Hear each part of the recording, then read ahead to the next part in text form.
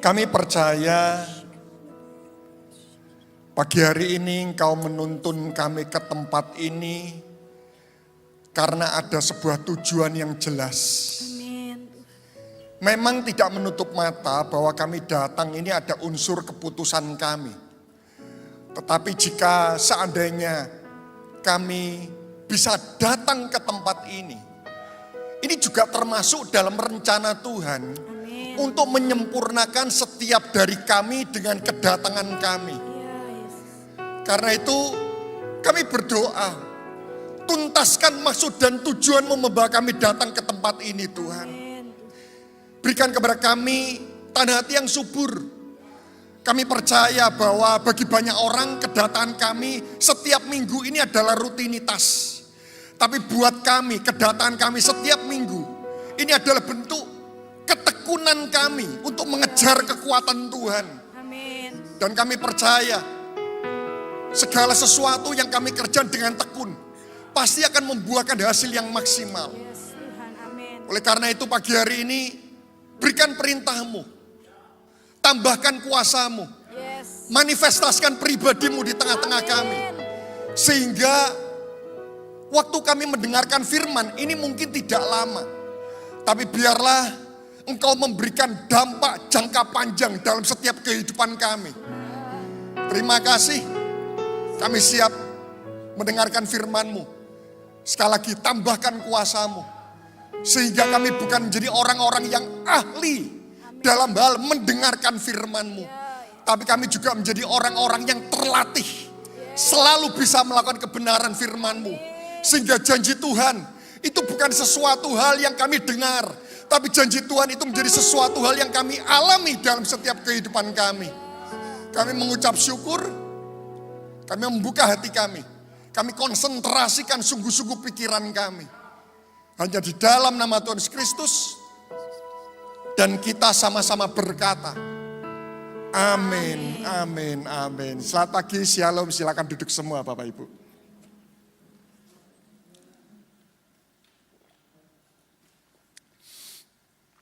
Baik, shalom Bapak Ibu semuanya. Ya, pagi hari ini di ibadah pertama saya akan memberikan tema tentang pengharapan. Ya, saya percaya ini adalah tema yang tepat disampaikan di awal-awal tahun. Karena selalu di akhir tahun itu beritanya tahun depan semakin bertambah tidak baik. Ya, itu selalu, akhir tahun itu selalu seseorang mengatakan tahun depan makin bertambah buruk. Saya rasa itu adalah perkataan yang tidak perlu diuji. Karena semenjak saya lahir di muka bumi ini, semenjak saya bertobat dan saya mendengarkan khotbah-khotbah para hamba Tuhan, saya tidak pernah mendengar ada seorang hamba Tuhan di akhir tahun mengatakan bahwa tahun depan makin bertambah baik. Setuju tidak Bapak Ibu? Jadi percayalah bahwa makin tahun itu pasti akan semakin bertambah tidak baik. Karena Alkitab mengatakan bahwa suatu ketika nanti Tuhan akan menggoncangkan segala sesuatu. Tapi orang yang tinggal dalam kerajaan yang tidak tergoncangkan, ya itu akan selalu tidak tergoncangkan dalam kehidupan dia. Saya percaya masalah mungkin akan bertambah. Tetapi Tuhan tidak pernah kehilangan kuasa dalam menolong setiap kehidupan kita. Jadi bukan berarti kalau tidak ada pandemi Tuhan berkuasa. Waktu ada pandemi tiba-tiba Tuhan defisit kuasa. Oh tidak ada hubungan. Baik ada masalah atau tidak Tuhan tetap berkuasa dan berdaulat atas setiap kehidupan kita. Ya. Saya akan mulai firman ini dengan sebuah fakta atau analogi. Kalau ada depot yang bertuliskan depot rawon. Berarti makanan yang paling rekomendasi makanan apa Bapak Ibu? Rawon ya. Jadi kalau ada depot rawon makanan paling direkomendasikan rujak itu salah nama. Kalau ada toko sepatu berarti yang dijual adalah sepatu. Jadi kalau ada toko sepatu yang dijual kipas angin, itu mungkin pengembangan. Ya, tapi usahanya pasti awalnya itu adalah sepatu. Nama itu penting. Nama itu menunjukkan pengurapan. Nama itu menunjukkan produk yang dihasilkan. Karena itu dulu saya ingat sekitar tahun 80, itu orang tua kalau memberi nama anak, kalau anaknya lahir bulan Juli ya namanya Yuli lah gitu kan ya. Kalau lahir bulan Mei namanya Mei seperti itu. Tapi saat ini orang tua mencari nama anak. Itu kadang gabungan dari bahasa Ibrani, Yunani, Sanskerta gitu. Itu kenapa? Karena nama itu penting. Ya. Sebuah kata yang sering kali manusia dengar itu adalah namanya. Saudara setuju dengan hal ini? Berarti kalau ada seorang nama anak diberi nama Susah. Halo Susah. Itu pagi hari dia bangun sukacita dipanggil halo Susah. Itu pasti susah saudara. Karena itu kenapa nama itu penting sekali. Begitu pula dengan kehidupan kita. Kita ini disebut sebagai orang percaya. Saudara setuju dengan hal ini? Kita ini disebut sebagai orang percaya. Nama itu menunjukkan produk yang dihasilkan. Nama itu menunjukkan anugerah yang akan ditambahkan. Nama itu menunjukkan pengurapan yang akan diberikan. Kalau kita ini disebut sebagai orang percaya, maka sampai kapanpun, hal yang tidak boleh hilang dari kehidupan kita itu adalah kepercayaan kita. Saudara setuju dengan hal ini? Karena kita ini disebut sebagai orang percaya. Namanya orang percaya, uang boleh hilang. Sukacita kadang-kadang bisa hilang. Kesehatan bisa hilang, reputasi bisa hilang, koneksi boleh hilang. Tapi hal yang tidak pernah boleh hilang dari kehidupan kita sampai kapanpun, sampai jam kehidupan kita habis, itu adalah kepercayaan kita. Jadi boleh kita mengalami masalah, boleh kita ada waktu di mana kita sedih, kita Tuhan aku udah bisa mengucap syukur, tidak apa-apa. Tapi sampai kapanpun, kalau kita disebut sebagai orang percaya, hal yang tidak boleh hilang dari kehidupan kita, itu adalah kepercayaan kita. Loh kalau kita hilang kepercayaan kita, maka kita disebut sebagai orang yang tidak percaya. Karena itu kenapa hari ini saya akan membahas tentang pengharapan.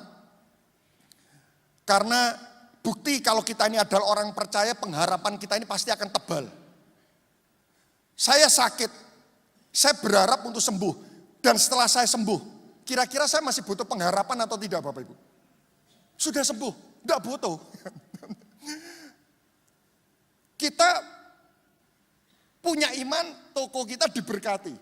Dan akhirnya toko kita sudah diberkati. Kita masih butuh iman untuk agar diberkati lagi enggak? Enggak butuh. Karena itu iman itu teruji. Waktu kita belum mendapatkan apa yang kita doakan. Begitu pula dengan pengharapan. Bukti kita orang percaya. Loh kalau saya sakit, saya sudah disembuhkan, saya tidak butuh lagi rasa percaya. Sudah sembuh kok. Kalau sudah sembuh, tetap tidak percaya. Itu orang bebal. Jelas sudah sembuh masih tidak percaya. Sama. Kalau saya butuh kesembuhan. Saya sudah sembuh, saya tidak butuh pengharapan. Oleh karena itu saya mengatakan seperti ini. Bukti kita orang percaya, pengharapan kita tidak akan pernah hilang dari kehidupan kita. Saya akan membahas dari awal dulu apa itu definisi pengharapan. Karena definisi pengharapan itu ada sangat banyak Bapak Ibu. Dan saya coba mencarikan apa itu definisi intisari dari pengharapan. Dan akhirnya dari berbagai definisi yang ada, saya coba rangkum pengharapan itu menjadi sebuah kalimat yang memiliki 3 makna kuat. Definisi pengharapan itu seperti ini. Buat Bapak Ibu yang suka mencatat, saya akan ungkapkan pelan-pelan ini definisi pengharapan. Pengharapan itu adalah percaya bahwa Allah pasti menggenapi janjinya meskipun belum terlihat apa-apa sampai saat ini. Nah itu penting. Pengharapan itu punya 3 kata kunci. Yang pertama adalah percaya, sama-sama kata percaya. Oh kita tidak percaya, tidak mungkin berharap. Ya, saya punya anak waktu lahir prematur. Ya, waktu itu anak saya itu hampir buta, Pak. Dan ada salah satu dokter mata di kota Surabaya, itu dokter mata rujukan dari seluruh Sabang sampai Merauke. Ya. Tapi dokter mata ini kita harus antri mulai jam 7 malam. Dan saya masuknya itu jam 2 pagi. Antriannya sangat panjang sekali. Tapi kenapa saya siap menanti? Karena saya percaya. Jadi tidak mungkin ada orang yang berharap kalau dia tidak percaya. Sekali lagi, kata kunci pengharapan pertama itu percaya, sama-sama kata percaya. Percaya pada apa? Bahwa Allah pasti menggenapi janjinya. Percaya pada apa? Allah pasti menggenapi janjinya. Tapi ada unsur ketiga yang tidak boleh lupa. Meskipun belum terlihat apa-apa sampai saat ini. Jadi kalau sudah terlihat terjadi tidak butuh lagi pengharapan. Pengharapan itu dibutuhkan. Pada waktu kita belum masih melihat apa-apa. Tapi kita percaya bahwa Tuhan itu sudah bekerja. Nanti saya akan tunjukkan kalau waktu mencukupi, kalau waktu tidak mencukupi, ya saya akan lanjutkan di ibadah kedua. Saya akan tunjukkan kenapa selalu doa itu butuh durasi kadang-kadang. Kenapa hari ini kita berdoa, kok tidak mau 1 detik kemudian Tuhan langsung kabulkan. Ternyata ada sebuah makna logis yang nanti saya akan sampaikan di menit-menit terakhir. Nah, saya akan mengajak kita belajar prinsip pengharapan dari seorang tokoh di Alkitab, Markus pasal 5, ayat 25.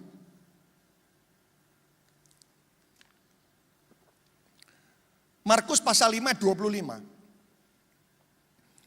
Saya mengajak Anda belajar dari seorang tokoh di Alkitab. Tokoh ini tidak terkenal. Kalau kita belajar Daniel, Daud, Yusuf, wah normal lah. Tapi saya tertarik dengan wanita ini karena wanita ini tidak terkenal. Tapi saya tidak pernah menemukan sepanjang kisah perjanjian baru perjalanan terjadinya mujizat yang lebih hebat daripada tokoh ini. Ya, kalau mujizat terhebat tetap Yesus bangkit dari kematian. Tapi bagaimana kisah terjadinya mujizat? Saya tidak pernah melihat kisah yang lebih hebat daripada tokoh ini. Markus pasal 5, 25. Adalah di situ seorang perempuan yang sudah berapa tahun Bapak Ibu? 12 tahun menderita pendarahan. Ia telah berulang-ulang diobati oleh berbagai tabib. Sehingga telah habis semua yang ada padanya. Namun sama sekali tidak ada faedahnya, malah sebaliknya keadaannya makin memburuk. Dia sudah mendengar berita-berita tentang Yesus. Maka di tengah orang banyak itu, di tengah-tengah orang banyak itu, ia mendekati Yesus dari belakang. Ini unik sekali. Dan menjamah jubahnya, 28, sebab katanya, asal kujamah saja jubahnya, aku akan sembuh. Wanita ini keren, wanita ini mengatakan seperti ini. Tuhan tidak perlu noleh, Tuhan tidak perlu dengar, tak pegang jubahnya dari belakang sembuh. Tuhan tidak perlu noleh. Kita lihat ayat 29. Seketika itu juga berhentilah pendarahannya. Dan ia merasa badannya sudah sembuh dari penyakitnya. 30, ini ayat yang lucu. Pada ketika itu juga Yesus mengetahui bahwa ada tenaga yang keluar dari dirinya.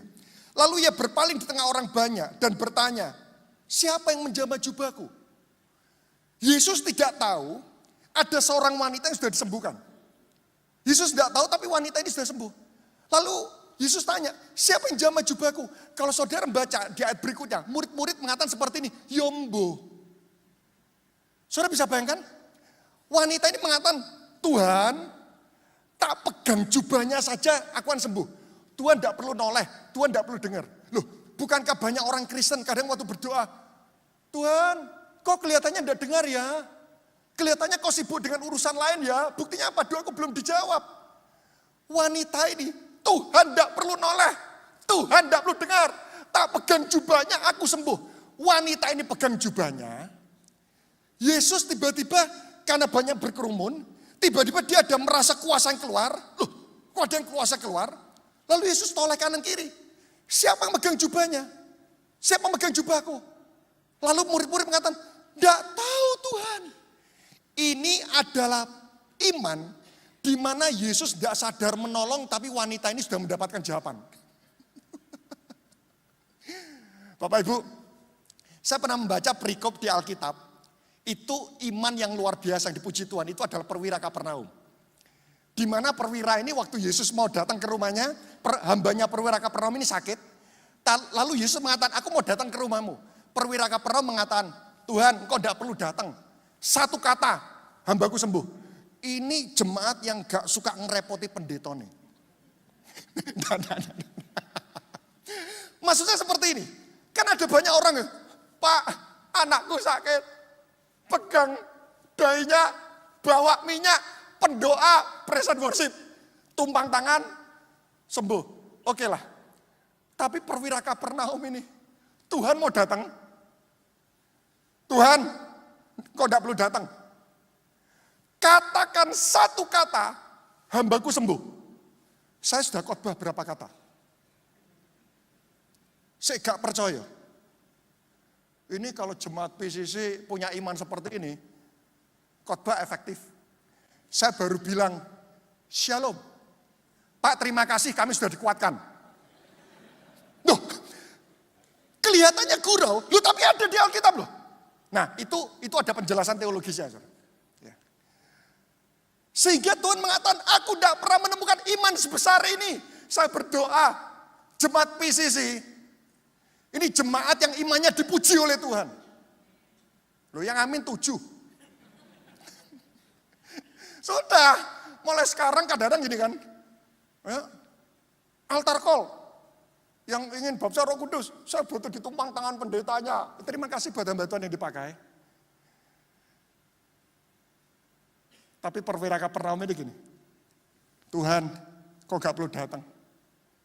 Satu kata, hambaku sembuh. Dan betul-betul sembuh.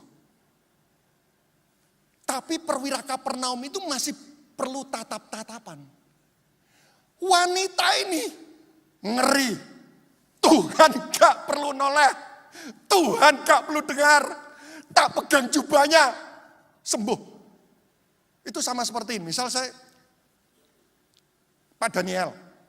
Ya, misal kalau perwira Kapernaum itu gini. Saya butuh uang. Saya percaya gini. Saya minta tolong sama Pak Daniel, satu kata. Tolong Pak Daniel akan ngasih uang, karena butuh saya pulang. Itu iman sepatah kata. Tapi kalau iman wanita ini seperti ini. Pak Daniel tidak perlu noleh. Pak Daniel tidak perlu dengar. Aku butuh uang, aku percaya. Uang di dompet pindah ke saya.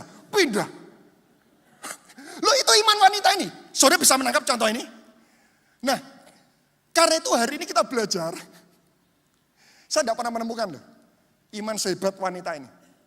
Sampai-sampai dia sudah mendapatkan jawaban doa sebelum Tuhan menyadari sudah menolong. Kita belajar ya, pengharapan apa yang dimiliki wanita ini. Sampai-sampai waktu dia melakukan sesuatu hal, Allah Bapa langsung tidak tahan untuk langsung menjawab apa yang menjadi kerinduan dan permohonan hatinya.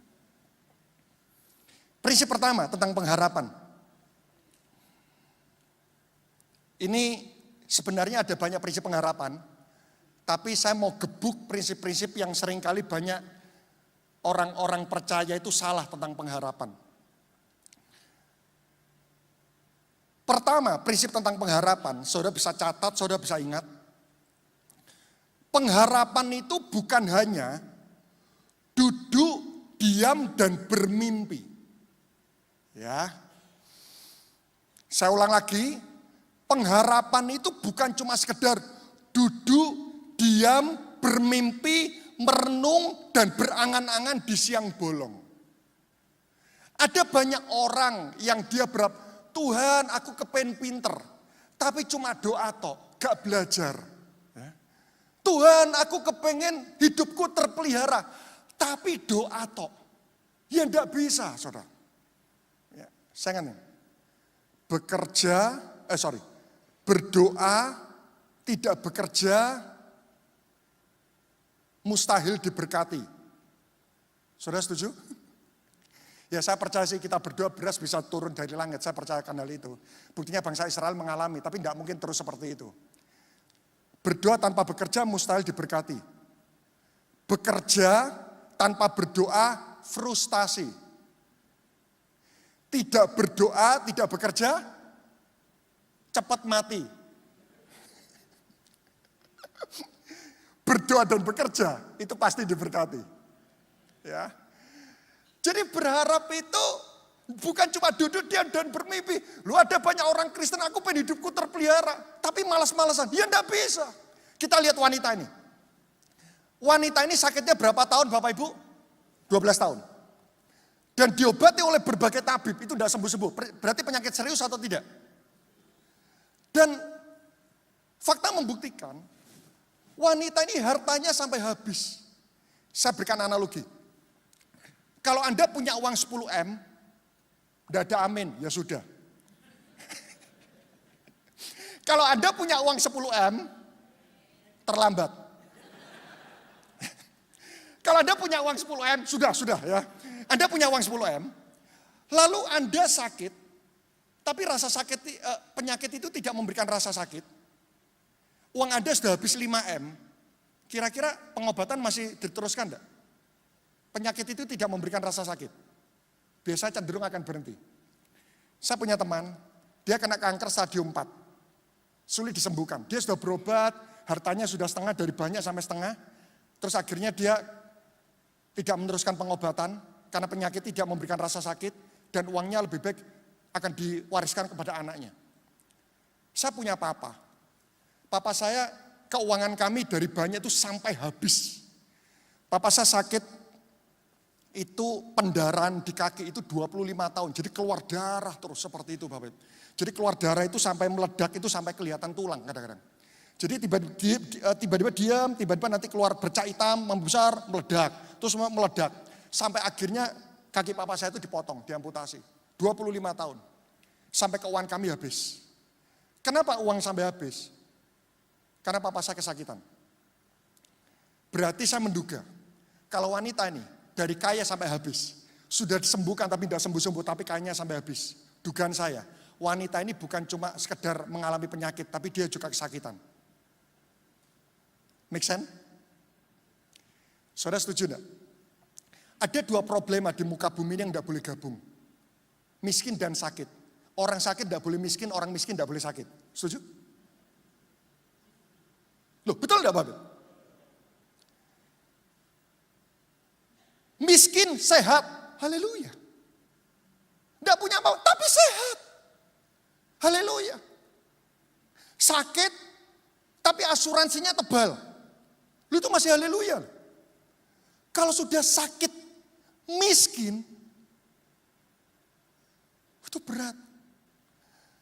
Dan wanita ini bukan cuma sakit dan miskin, sakit, miskin, dan kesakitan.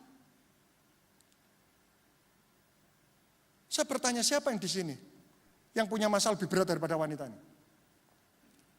Sakit, miskin, kesakitan. Tapi wanita ini, dia mengatakan, Yesus, asalku jamah jubah Yesus. Kalau saudara baca nanti ayat 24, bisa bayangkan Presiden Jokowi dikerumuni banyak orang? Bisa enggak saudara nyentuh Presiden Jokowi? Susah. Wanita ini sakit pendarahan. Saya bayangkan wanita ini sambil berdarah-darah, dia doa, Tuhan aku pengen disembuhkan. Tapi dia tetap berusaha. Itu mungkin waktu dia jalan berdarah, dia nginjek kaki sebelahnya bilang, matamu di mana? Sorry, aku kesakitan. Dia terus berjuang ya. Dia terus berjuang, tak pegang jubah Yesus, sembuh. Sakit, miskin, kesakitan. Dia pegang jubahnya. Saya percaya perjalanan waktu wanita ini mau megang jubah Yesus. Allah Bapa sudah tidak tega. Sehingga waktu dia megang jubah Yesus, Yesus belum sadar. Sembuh. Bapak Ibu, pengharapan itu butuh usaha. Pergi ibadah itu butuh upaya, betul? Terima kasih buat Bapak Ibu yang masih ibadah online.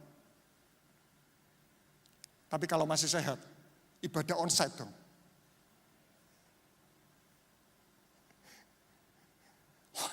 Wanita ini pendarahan. Lu kok banyak orang baru, hari ini enggak usah ibadah ya, online aja. Kenapa? Hujan. Cuma hujan. Bagaimana bisa menyentuh hati Tuhan? Coba. Kita lihat ayatnya. Kok Bapak Ibu, saya ngelihat wajahnya enggak yakin. 1 Timotius pasal 4 ayat 10.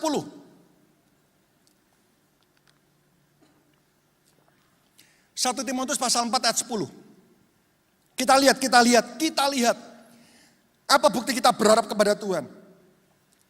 Itulah sebabnya kita apa Bapak Ibu? Berjeripayah dan berjuang. Memahami arti berjeripayah? Kalau ke gereja masih naik mobil, hujan dan kehujanan aja males, di mana jeripayahnya? Sama-sama katakan, itu bukan saya. Wanita ini, dia jalan ikut Tuhan, dimaki sama teman. Lu kadang ada jemaat yang masuk ke gereja, akhirnya lupa nyalamin. Gak gereja-gerejaan, katakan, itu bukan saya. Ayolah, itulah sebabnya kita berjeripayah dan berjuang, karena kita menaruh pengharapan kita kepada Allah yang hidup. Apa bukti kita berharap? Kita berjeripayah dan kita berjuang. Mau bangun keluarga harmonis, baru dimaki istri 2 kali minta cerai. Di mana perjuangannya? Pak, boleh cerai enggak? Kenapa? Saya dimaki istri 10 kali Pak. Cium dia 11 kali. Loh, saudara setuju dengan hal ini? Mau bangun keluarga butuh berjuang. Ingin pintar butuh berjuang. Ingin terpelihara butuh berjuang. Ibadah pun butuh perjuangan. Mendengarkan firman itu butuh perjuangan. Merenungkan firman itu butuh perjuangan. Berdoa butuh perjuangan. Hidup ini adalah perjuangan. Ada banyak orang Kristen. Loh, kan ada yang namanya kasih karunia Tuhan. Kita tetap sehat. Amin. Loh, namanya orang Kristen. Maaf, tolong jangan dilakukan ibu-ibu. Orang dunia ditampar istri 3 kali sudah minta cerai. Orang Kristen, silakan tampar aku sekuatmu. Selama darah masih ada dan jantungku masih ada, percayalah aku tetap akan mencintaimu. Loh, betul enggak Baik? Enggak ada amin. Loh, Alkitab katakan suami mencintai istri, itu seperti Kristus mencintai jemaat. Kristus mencintai jemaat sampai apa? Sampai mati. Berarti standar minimal suami mencintai istri itu sampai mati. Karena itu kenapa kalau ada wanita, pria konseling, Pak saya sudah ditampar istri saya tanya, sudah mencucurkan darah belum? Loh, baru gigi cuma retak 1 aja sudah minta cerai. Kan janji nikahnya aku mencintai istriku seperti Kristus cinta jemaat. Sampai apa? Sampai mati dong. Loh, para ibu-ibu langsung nyenggol suaminya semuanya. Pengharapan itu butuh berjuang. Saya cerita sejenak. Saya pernah cerita kalau tidak salah tempat ini. Anak saya itu lahir prematur, kembar.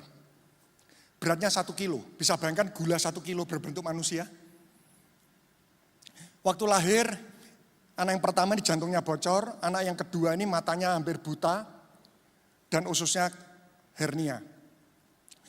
Singkat cerita, pada waktu itu setelah 1 bulan di ICU, kami habis-habisan betul ICU 2 anak. ICU 2 anak. Dan saya ingat waktu itu rumah sakit mengatakan bahwa anak saya yang penyakitnya jantungnya ini bocor itu harus diberangkatkan ke Malaysia. Dan saat itu saya mengatakan, aduh, kawan kami sudah menipis saat itu. Akhirnya saya telepon bank saya punya 3 kartu kredit, saya minta lipatkan 3 kali lipat semuanya. Sudah. Saya lipatkan 3 kali lipat, saya gesek aja semua. Tapi permasalahannya di Surabaya pun waktu itu harus operasi hernia. Dan keuangan kami betul-betul habis. 3 kartu kredit saya siapkan untuk saya berangkat ke Malaysia. Karena harus pakai helikopter rescue semua plus dokter semua Bapak Ibu. Nah, singkat cerita pada waktu itu saya sudah dilema. Akhirnya saya datang ke rumah sakit. Saya datang ke rumah sakit. Dan waktu itu saya temui kasir, saya mengatakan, Bu, apakah saya bisa jumpa dengan bagian keuangan? Oke Pak, ada keperluan apa? Ada sesuatu yang mau saya sampaikan. Akhirnya saya ketemu dengan bagian keuangan, dan waktu itu saya mengatakan, Bu, Ibu tahu bahwa anak saya sudah 1 bulan di ICU. Dan Anda juga tahu anak saya yang satu mau diberangkatkan ke Malaysia. Apakah bisa untuk operasi hernia ini kami mendapatkan bantuan khusus? Lalu ibu ini mengatakan, Pak, maaf, tidak bisa kami memberi bantuan. Orang Kristen kan tidak boleh menggerutu dan marah. Saudara setuju dengan hal ini? Saya katakan, terima kasih Bu. Saya pulang. Besok harinya, saya datang lagi. Saya temui kasir lagi. Bu bisa ketemu dengan bagian keuangan? Loh, kemarin belum selesai Pak. Belum. Saya ketemu lagi bagian keuangan. Dan waktu itu bagian keuangan tanya, oh iya Pak, kenapa lagi? Bu, apakah boleh anak saya mendapatkan bantuan? Lalu ibu ini perkataannya cukup menyakitkan. Dia mengatakan seperti ini. Pak, Bapak tahu rumah sakit kami sudah sering kali membantu orang. Bantuan kadang kami berikan. Tapi saya pastikan bantuan itu bukan untuk Bapak. Saya kaget Pak. Lalu saya tanya, kenapa? Maaf, Chinese. Gitu ya. Tapi kembali lagi, terima kasih. Saya pulang. Saya ingat firman Tuhan. Ada janda miskin, ketemu dengan hakim tidak jujur, ditolak terus tiap hari datang. Hari ketiga saya datang lagi. Saya ketemu kasir, apakah bisa ketemu dengan bagian keuangan? Lupa, belum selesai. Belum. Saya siapkan mental saya. Namanya orang berharap itu butuh perjuangan. Perempuan Sirofenisia ditolak berulang-ulang, dimaki anjing, tetap dia berharap. Akhirnya saya buka bagian keuangan. Saya buka pintu, di depan pintu saya baru buka. Ibu ini mengatakan, Pak, apa lagi? Saya katakan, Bu, apakah boleh kali ini saya berbicara dulu? Boleh, Pak. Lalu saya katakan gini, Bu, apakah boleh seorang ayah melakukan segala sesuatu yang penting tidak melanggar hukum untuk menolong anaknya tetap bisa hidup? Boleh, Pak. Saya jumpa dengan ibu. Itu adalah salah satu perjuangan seorang ayah untuk menolong anaknya tetap bisa hidup. Ibu menolak saya hari ini, saya besok akan datang lagi. Ibu menolak saya besok, saya lusa akan datang lagi. Saya akan pastikan, baru rumah sakit itu tahu bahwa saya adalah orang yang tepat untuk ditolong oleh rumah sakit ini. Ibu ini diam. Baik Pak, kembali aja ke ruang tunggu Bapak. Baik, terima kasih Sos. Saya keluar, saya komit. Setiap hari saya di rumah sakit 8 jam. Anak saya di inkubator. Saya amati anak saya katakan, Papa akan berjuang apapun untuk membuat engkau tetap hidup. Anak saya waktu operasi, saya minta ambil darah saya. Padahal lebih susah, ternyata saya berikan darah, tetap saya harus bayar di PMI darah saya. Lebih susah, saya tidak pernah donor darah Pak, karena saya takut jarum. Darah saya pertama kali tercacar itu untuk anak saya. Papa akan berjuang untuk kamu. Dan singkat cerita, esoknya saya dikabari oleh pihak rumah sakit. Operasi anak Bapak dibantu oleh rumah sakit ini. Bisa bayangkan kalau saya waktu ditolak sekali saya sudah menyerah. Pengharapan itu butuh usaha loh. Sudah neteskan air mata belum? Waktu saudara berjuang. Baru tengkar sebentar sama istri, cerah. Doa berlutut sampai engkau nangis. Sampai Allah Bapa itu tidak tega, tidak menjawab apa menjadi permohonan kita. Wanita ini sakit pendarahan, Bapak Ibu. Itu aja tetap mau ketemu Tuhan. Saya berdoa hari-hari ini yang sakit, tapi saudara tetap berjuang untuk datang. Pengharapanmu tidak akan pernah sia-sia.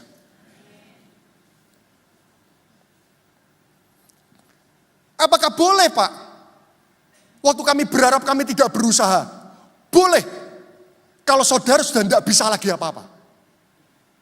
Memang saudara bisa apa-apa. Anak saya, setelah hernia selesai, anak saya yang penyakit jantung bocor, waktu mau diberatkan ke Malaysia, saya ini bingung. Tuhan, kalau ini ke Malaysia saya harus ikut, terus siapa yang jaga anak yang satu di rumah sakit? Istri saya terkapar, habis melahirkan, papa saya tidak punya kaki, mertua saya sudah tua. Saya doa Tuhan, kalau dia lagi konsentrasi. Biasa 15 menit, ini 30 menit. Dan setelah itu dokternya duduk lemes. Loh, kalau dokternya duduk lemes terus orang tuanya bagaimana, Bang? Jadi dia duduk lemes, saya tanya, Dok, kenapa Dok? Dokternya bukan orang percaya. Dia ngatakan, Pak, saya ini bingung, Pak. Lu kenapa bingung? Jantung anak Bapak baru. Lubangnya nutup, otot jantungnya yang lemah. Itu tiba-tiba gerak. Normal, ukurannya baru semua. Lu ini jantungnya baru, Pak. Di rumah sakit itu, saya berlutut, saya nangis. Saya katakan, Tuhan, Engkau tahu batas kekuatanku. Sudah tidak bisa lagi apa-apa. Hari ini ayo Bapak Ibu, pengharapan itu butuh perjuangan. Ingin hidupnya terpelihara? Berjuang dong. Saya tutup deh dengan ayat ini. Saya minta pemain musik, worship leader.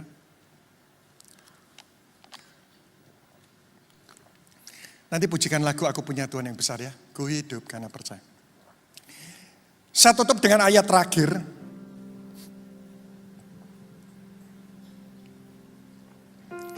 Ayat ini buat saudara yang berharap. Markus pasal 11 ayat 24.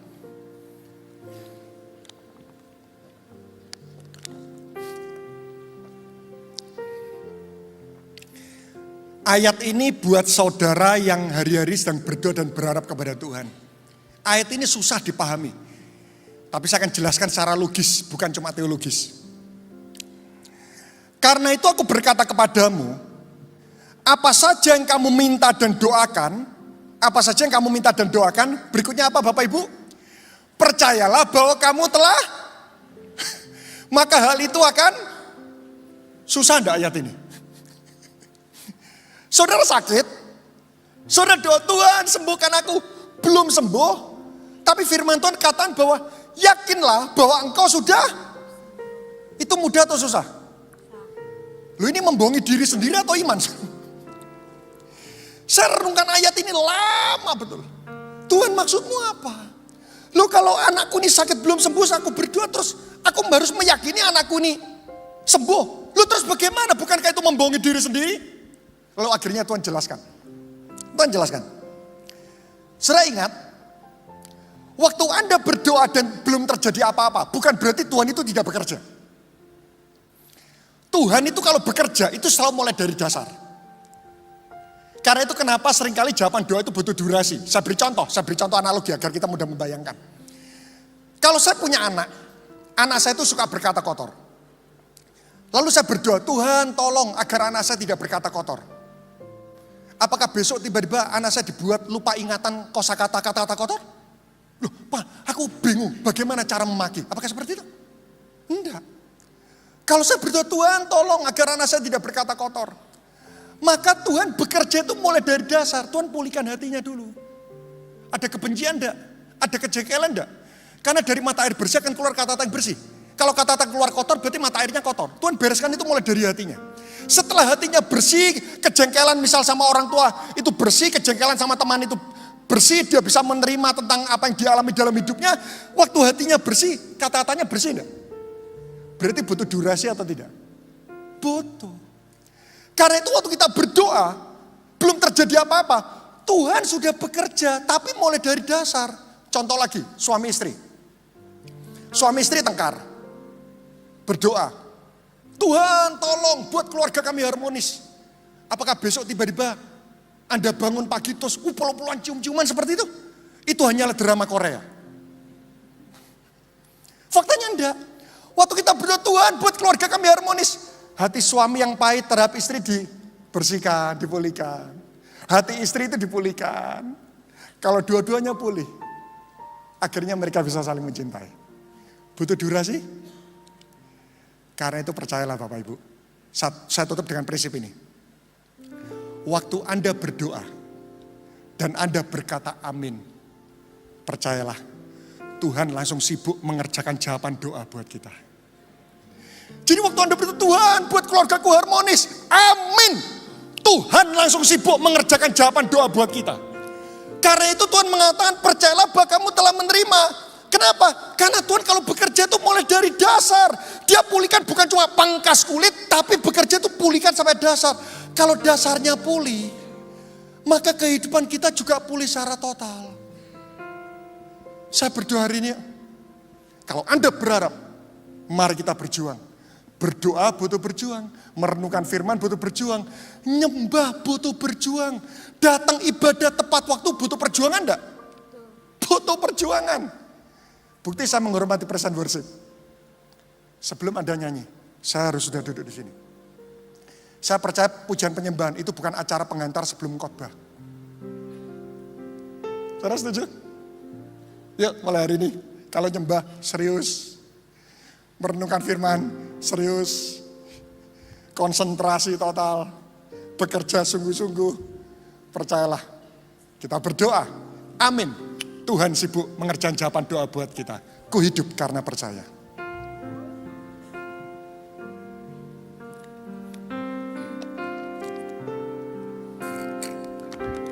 Ku hidup karena percaya, Kau yang berjanji Janji setia.